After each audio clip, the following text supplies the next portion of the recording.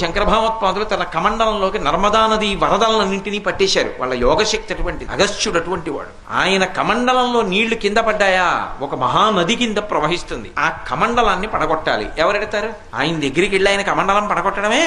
ఆయన జపం చేసుకుంటున్నాడు. విఘ్నేశ్వరుడు ఏమీ తెలియని వాళ్ళ చిన్నపిల్లాడి రూపంలో వెళ్లి కమండలం కింద పడేశాడు. ఆ కమండలంలో నీళ్లన్నీ ఒలికిపోయి ఒక మహానది ప్రవాహం కింద, కావేరీ నది ప్రవాహం కింద వెళ్ళింది. అగస్త్య మహర్షి చప్పుడైందని ఇలా చూశాడు. కమండలం ఒలికిపోయి నీళ్లన్నీ ఒలికిపోయి ఎవడు రా అని చూశాడు. దూరంగా అగస్త్య మహర్షి లావుగా పొట్టిగా ఉంటారు, విఘ్నేశ్వరుడు లావుగా పొట్టిగా ఉంటాడు. పిల్లవాడి రూపంలో పరిగెడుతున్నాడు. ఈ పిల్లాన్ని పట్టుకుని కొట్టేస్తాను, నా కమండలం పడేశాడని వెనకాతల పరిగెత్తాడు. పరిగెత్తి దగ్గరికి వెళ్ళి చెయ్యట్టుకుని చూసేటప్పటికీ విఘ్నేశ్వరుడిగా సాక్షాత్కరించాడు. కనపడేటప్పటికి అమ్మ బాబోయ్, పరమశివుని కుమారుడు పరబ్రహ్మం విఘ్నేశ్వరుడు అని చెప్పి అంత పెద్ద ఆయన సంతోషంతో ఏం చేశాడంటే, స్వామి పొరపాటు అయిపోయిందని ఇలా అప్పుడు వరం ఇచ్చాడు. ఇలా ఎవరన్నా క్షమించేస్తానన్నాడు.